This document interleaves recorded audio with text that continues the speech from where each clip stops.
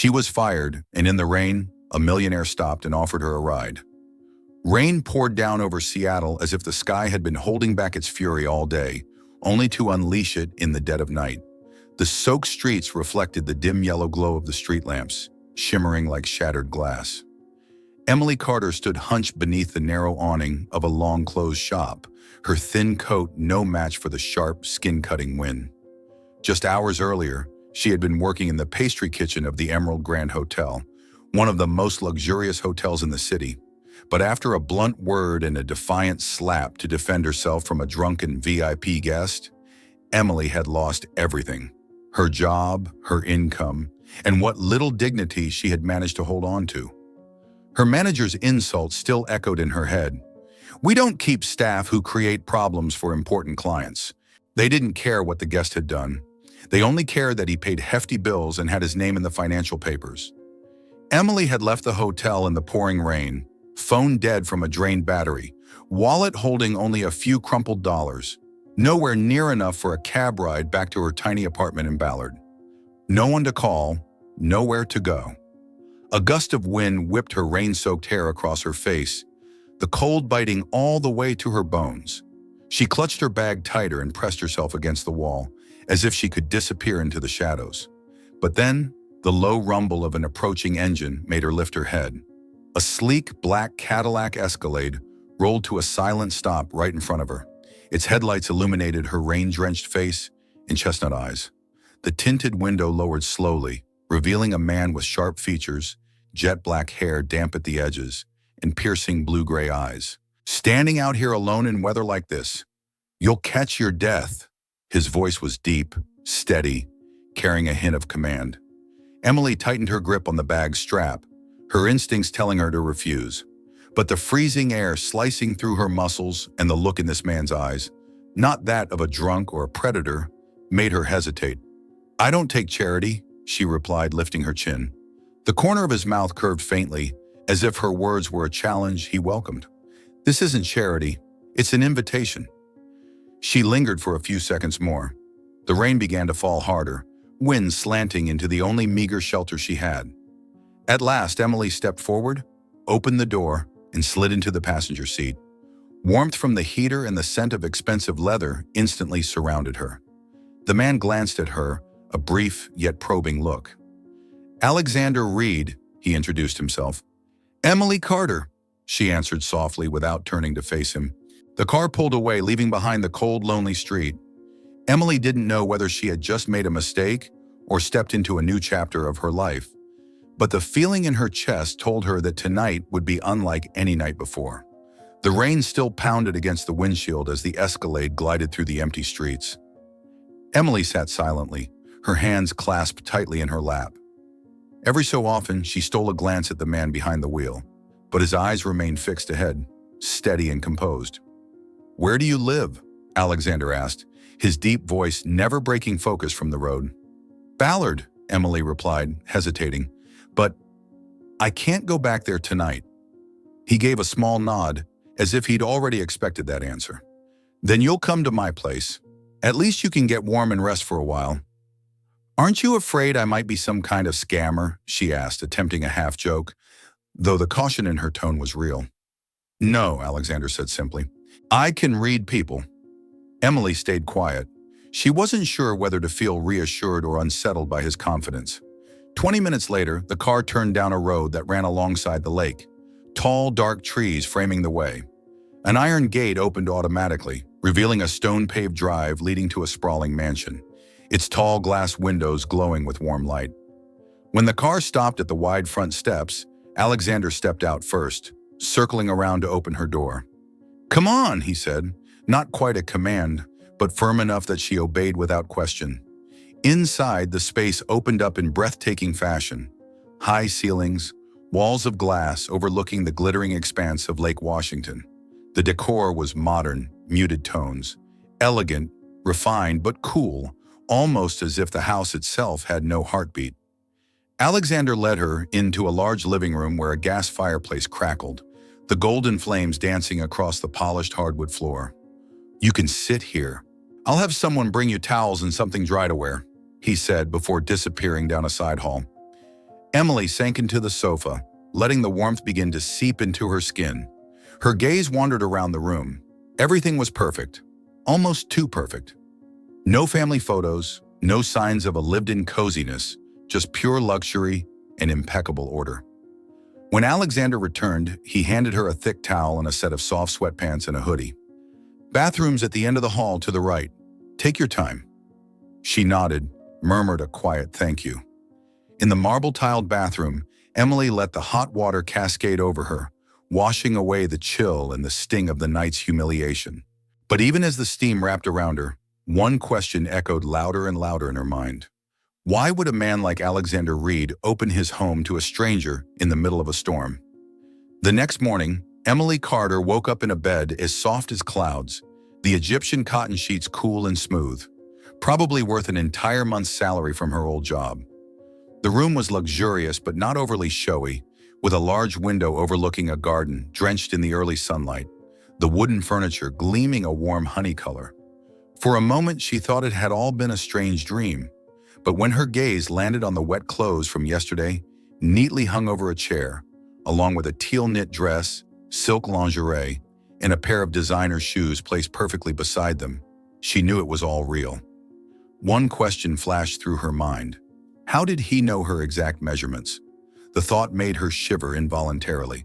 She showered under the marble-tiled bathroom's rainfall shower, the hot water washing away her fatigue, but not the questions filling her mind. What kind of man was Alexander Reed, and why had he brought her here? When she came down to the dining room, she saw him reading a financial newspaper, a cup of coffee in front of him. He wore a gray suit that made his gray eyes stand out even more. When he looked up, his gaze paused, his lips parting as if to say something, but he held back. "Good morning," Emily said, trying to hide her unease under his gaze. "Good morning," he replied, standing to pull out a chair for her. "Sleep well?" "Very well, thank you. The room is wonderful." "The dress fits you perfectly," he said softly, in a tone that made her heart skip a beat. "How did you know my measurements?" Alexander hesitated for a second. "I have a good eye." Emily didn't have time to press further before Elena, the elderly housekeeper, entered carrying a breakfast tray, her expression still tinged with scrutiny. When they were alone again, Alexander set down his cup and asked, "Emily, what do you do for a living?" "Until yesterday, I was a waitress," she replied with a hint of bitterness. "And you?" "Business, mostly real estate." His voice was casual, but Emily's instincts told her there was an entire complicated world behind those words, one he didn't want to reveal. She looked him straight in the eye. "Honestly, why did you bring me here?" Alexander placed his cup on the table, his gray eyes darkening. "Because you remind me of someone." "Who?" He stood abruptly and walked to the window. "Someone who's gone." A strange mix of jealousy and discomfort surged within Emily. She stepped closer, her tone firm.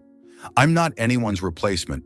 Alexander turned, and the distance between them was so small she could see the gold flecks hidden in his gray eyes.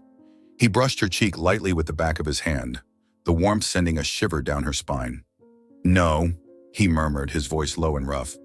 "You're not a replacement. You are a problem." Before he could say more, Elena appeared at the door to announce an urgent call from Richard Thompson, and that he knew Emily. Alexander's expression changed instantly, his eyes cutting toward her like blades. "You know Richard Thompson?" His voice had turned dangerous. "No, I've never heard that name." He stared at her, then turned to Elena. "Titan Security. No one comes in or out without my permission." A chill ran down Emily's spine. Alexander stepped closer, this time with a presence that felt more threatening than alluring.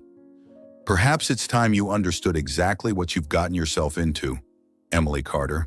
He led her into the study, a stately room lined with towering bookshelves and a large portrait hanging behind the desk. In the painting was a beautiful woman with wavy brown hair, blue eyes, and a smile that seemed to hide something. Emily froze. The resemblance was uncanny. "Isabella Thompson," Alexander said quietly, his voice thick with pain.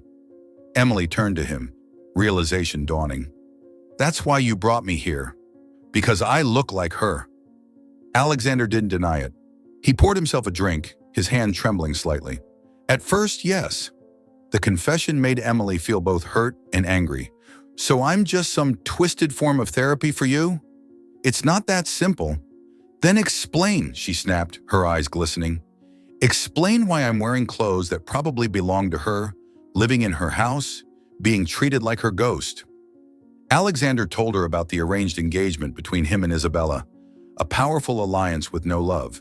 Then on the night Isabella died, after a heated argument, she stormed out in anger, taking his car because hers was in the shop. That night, the brakes had been sabotaged. Emily was stunned when Alexander said, "The one who meant to kill me was Richard Thompson, her father." And from that day on, Richard had sworn to destroy me at any cost.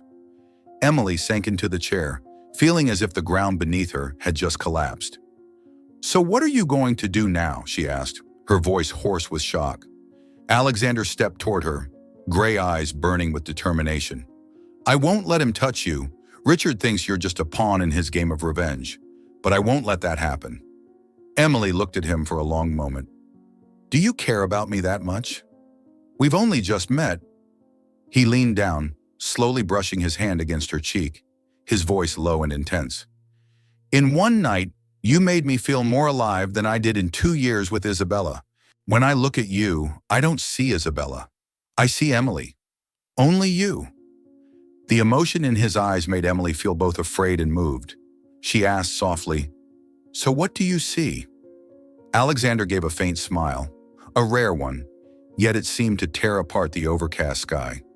"I see a woman brave enough to stand tall when the whole world collapses around her. I see someone real, no mask, no pretense. I see someone who could teach me what it means to truly love." Emily felt as if she were standing on the edge of a cliff, and she wasn't afraid to fall. But the moment shattered when Elena entered to announce that Richard wanted to see him. Alexander immediately told Emily to go upstairs and lock the door, but she shook her head. "No, if he's here to threaten you because of me, I'll face him with you." She stepped into the living room as Richard was shown in.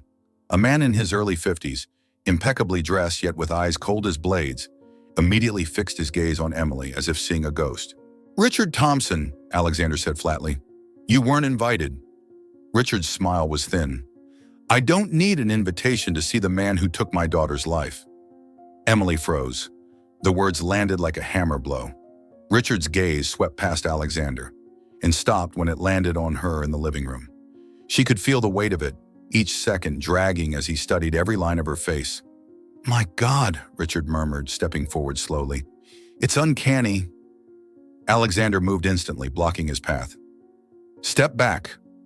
Richard's lips curved, but his eyes never left Emily. "What is this, Reed? A replacement? Or have you found a way to haunt me even more?" "She has nothing to do with you," Alexander said, his voice tight as wire. Emily felt her heartbeat spike, but she kept her gaze steady. "I think you should leave," she said, her voice not loud but unmistakably clear. Richard tilted his head slightly, a flicker of interest mingling with his coldness. "Direct. Isabella was never like that. Perhaps that's why you're keeping her around.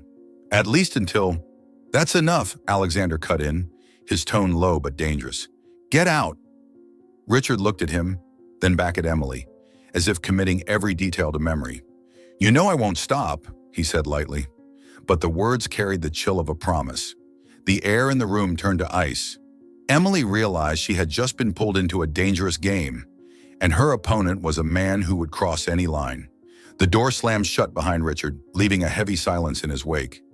Emily remained seated, eyes fixed on the flames in the fireplace, her mind spinning with what had just happened. Alexander returned and sat across from her. "I'm sorry he saw you," he said, his voice low. Emily shook her head. "It's not your fault, but I need to know, why did he say those things? And why do I look so much like Isabella that it shook him?" Alexander leaned forward, elbows on his knees, meeting her gaze. "At first, when I saw you, I almost believed I was staring at the past. But then I realized, that's only the surface. You have something Isabella didn't, a strength, a willingness to face things head-on instead of stepping back." Emily offered a faint smile, though her thoughts were still in turmoil. "You talk as if you've been watching me for a long time." Alexander didn't flinch. Maybe I have. I was caught by the way you stood in the rain. No begging, no running.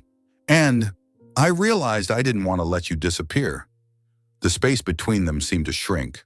The firelight danced in his blue-gray eyes, pulling her in with an irresistible force. Alexander, she whispered, unsure what she meant to say next.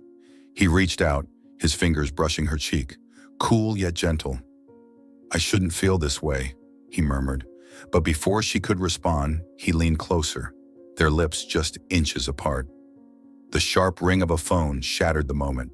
Alexander straightened, pulling the phone from his jacket, a flicker of frustration in his eyes. Emily turned away, trying to hide the erratic pounding in her chest. She knew that moment, though interrupted, had carved something deep into both of them. Alexander stepped out of the living room with his phone.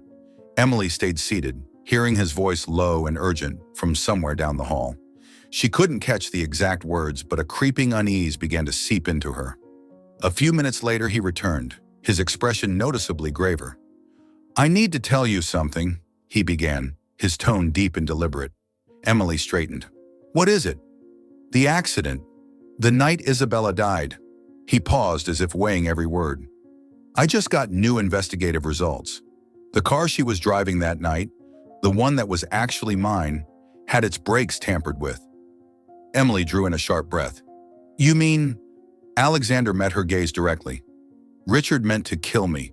He had someone sabotage the brakes, but Isabella took the car instead, and the sentence trailed off, but Emily understood all too well. A cold shiver ran down her spine. Are you certain? She asked, her voice raspy. There's a witness and technical proof, Alexander said. Richard didn't know Isabella would take the car. He wanted me dead. But in the end, Emily clenched her hands tightly in her lap. So, if he was willing to do it once, he could do it again. Alexander nodded, his eyes taut as steel wire. Exactly. And now, he's noticed you. The room seemed to close in around them. Emily realized the danger was no longer just part of his past. It was here, in the present, and she was now a part of the target. Emily shot to her feet, moving toward the fireplace as if seeking its warmth, though in truth it was to hide the faint tremor in her hands. We have to do something. We can't just sit here and wait for him to make his move. Alexander crossed his arms, leaning against the arm of the chair. I've thought about handling it my way. She turned back, her gaze wary. You mean violence? A flicker of cold light passed through his eyes, then softened. Richard Thompson isn't the kind of man you convince with words. But I know, if I go down that road, there's no coming back. Emily stepped closer. If you do that, you become exactly the man he's always claimed you are. And that would be his victory. Alexander was silent for a moment, then exhaled heavily. So what do you suggest? We make him face the truth himself, Emily said. Prove that he's the one responsible for his daughter's death. We can't let him keep living in lies and hatred. Alexander looked at her, half surprised, half impressed. Sounds like you've thought this through. Emily nodded. We need a place he can't control, can't cover up. A meeting where he's forced to listen, and where everything is recorded. The warehouse at the docks, Alexander replied immediately. I have my own people there. We can hide cameras, arrange for the witness, the one who tampered with the brakes, to show up. Emily let out a breath. Good, but we have to move fast. The longer we wait, the more chance he has to act. Alexander stepped closer, placing a hand on her shoulder. Do you understand how dangerous this plan is? She lifted her chin, eyes steady. I do. But if I have to choose between living in fear and standing up to end it, I choose the latter. In that moment, Alexander realized she wasn't just someone who needed protecting. She was his ally. And for the first time in years, he felt he wasn't alone in this fight. The next night, the docks lay under a thick blanket of fog. Yellow light spilled onto the rippling water, casting a dim, murky glow. Emily stood in the shadows, her hands tucked into her coat pockets, feeling her heartbeat pound. Alexander stood beside her, eyes fixed on the road leading to the warehouse. Remember, let me do the talking, he murmured. Everything's being recorded. The warehouse's steel door creaked open. Richard stepped inside, two burly men following close behind. His sharp gaze swept the space and immediately locked onto Emily. So this is your game? Richard's voice was part sneer, part suspicion. Alexander stepped forward, keeping just enough distance. I brought you here because you need to hear the truth. I didn't come here for your excuses, Richard shot back, though he didn't move. Alexander gave a small nod. Good, because I'm not here to excuse myself. I'm here to show you who really killed Isabella. A sound echoed from the far side of the warehouse. A man in a dark jacket stepped out of the shadows. The witness, the one who had sabotaged the brakes. He lowered his head, voice trembling. Mr. Thompson, I did what you ordered. I didn't know Miss Isabella would be the one driving that car. Richard's face hardened. You're lying. Alexander signaled and a small screen nearby flickered to life, playing a recorded statement given to a lawyer. Every detail, from the payment amount to the specific order to cut the brakes, was laid out clearly. Emily watched Richard, the arrogance drained from his eyes for the first time, replaced by something hollow, then by pain. No, it can't be. Richard stepped back, voice rough. I only wanted him to pay. Alexander took one step closer, his voice low and steady. You killed your own daughter, Richard, and you've let your hatred control everything. Richard stood frozen. Then, as if every ounce of strength had left him, his arms fell to his sides. Call the police. Emily glanced at Alexander. He gave a small nod, but his eyes lingered on her a moment longer, as if making sure she was truly safe. The police arrived just minutes after Richard uttered, Call the police. As he was handcuffed and let out, Emily and Alexander stood silently, watching. The echo of the confrontation still clung to the air like smoke. Emily's fingers brushed against his, a quiet anchor in the chaos. No words passed between them, but there was an unspoken vow. No longer just allies in a fight, but two people bound by the storm they had weathered together. On the drive home, Alexander took the street slower than usual, as if reluctant to leave the night behind. Streetlights swept across his face, each flicker revealing a different shade of exhaustion, relief, and something softer when his gaze drifted toward her. Emily leaned back in her seat, the hum of the engine and the patter of rain on the roof pulling her into a fragile calm she hadn't felt in weeks. Do you feel relieved? She asked softly. He was quiet for a moment. Yes, but strangely, what I feel most is gratitude. Because you were here. She turned to look at him. If it had been just you, would you have done things differently? A faint, bittersweet smile touched his lips. Probably, and I probably wouldn't be here talking to you now. Emily didn't reply, but her hand rested lightly on the seat between them. Alexander glanced down, then gently covered it with his own. In the days that followed, they were rarely apart. Alexander seemed to push aside his normally relentless schedule to take Emily to small coffee shops, bakeries, or simply for walks along the shore of Lake Washington. One morning, sitting in a cafe near Pike Place Market, Alexander asked, If none of this had happened, what would you want to do? Emily smiled, a dreamy glint in her eyes he rarely saw. I'd open a little shop, sell pastries I make myself, with really good coffee. A warm place where people walk in and feel like they're home. Alexander rested his chin on his hand, watching her. Then do it, she laughed. Easy for you to say. No, I'm serious. His voice dropped, carrying the weight of certainty. I'll help you. Capital, location, everything. All you have to do is say yes. Emily studied him for a long moment. Why? Because you've given me something no amount of money could buy, he paused. A reason to think about the future. Her heart fluttered at his words. She knew what was growing between them went far beyond gratitude or friendship. It was deepening with each day.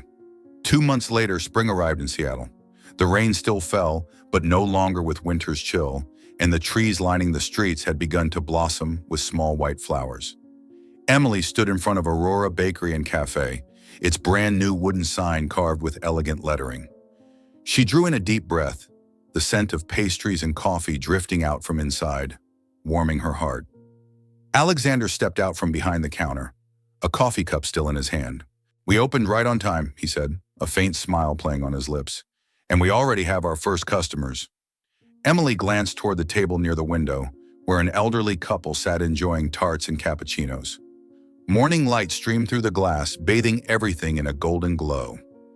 "I still can't get used to this being mine," Emily admitted. "A year ago, I didn't even know how I'd get through the next day." Alexander placed a hand on her shoulder. "Now you're not just surviving, you're building something of your own."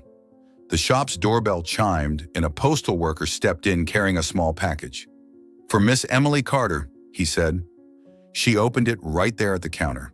Inside was a black velvet box, and when she lifted the lid, she found a delicate necklace with a single white pearl pendant.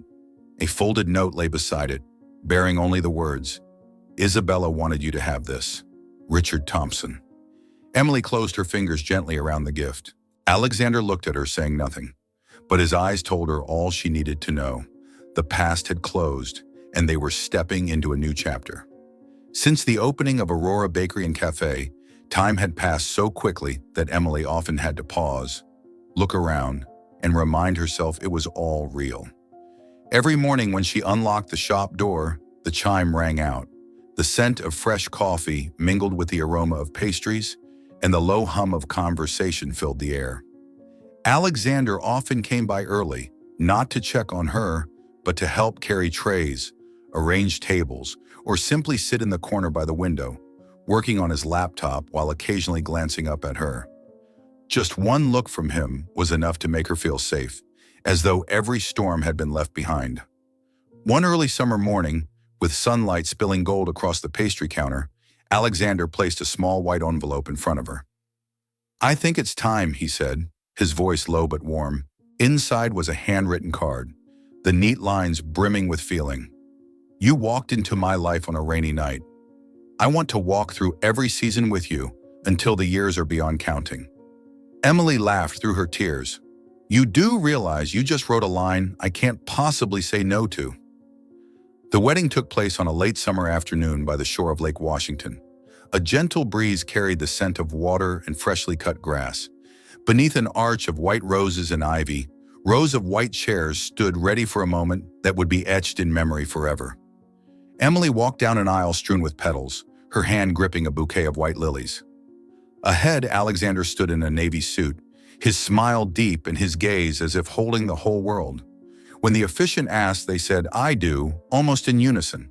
Applause rose, blending with the sound of the waves, and as they shared their first kiss as husband and wife, Emily knew she had found her forever home. The intimate reception afterward was held in the garden of their lakeside estate. Friends and family sat close together, lanterns glowing along the pathways, soft music drifting in the warm night air. Alexander held Emily's hand as they looked out at the lake, where the moon's reflection lay still and silver. 1 year later, Aurora Bakery and Cafe was busier than ever. Wearing her cream-colored apron, Emily set pastries on the counter, her hand resting gently on her rounded belly. Inside, a tiny life was growing day by day. "Do you think the baby will like sweets?" Emily teased as Alexander walked in. "Absolutely," he replied, setting a black velvet box on the counter. "And this is so they'll always remember the rainy night that brought their mother to me."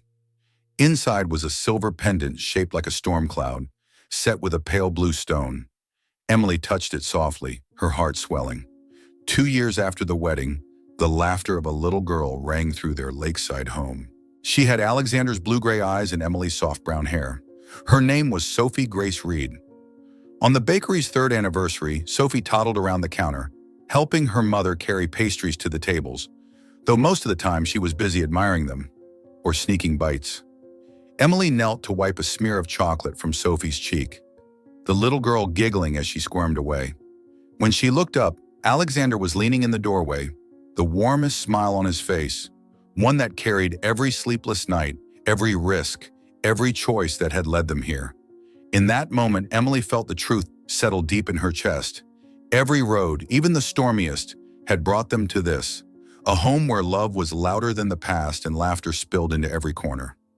That stormy night long ago hadn't just begun a love. It had been a gift, guiding them to the happiest days of their lives.